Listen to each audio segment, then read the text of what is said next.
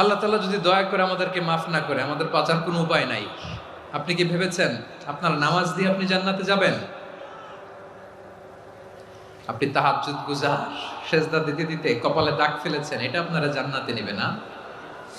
আপনি এলাকার সবচেয়ে বড় হাতেম তাই, দানশীল, এই দানের ভরসায় বসে আছেন? কশিন কালো না। আমাদের নামাজ, আমাদের রোজা, আমাদের এবাদত, এগুলোকে মিজানের পাল্লায় উঠালে কোনো ওজনই হবে না। তবে আমাদের একটা কৌশল জানা আছে, আমরা আল্লাহর রহমতের ভিখারি। আমরা সেদিন আগেই গুনার স্বীকৃতি দিয়ে দেব। আমরা বলবো, আল্লাহ তুমি প্রশ্ন করার আগে তোমার একটা কথা বলি, আমারে কিছু জিজ্ঞেস করো না, আমি সব করেছি। এমন কোন পাপ নাই যে পাপ আমারে দিয়ে হয় নাই।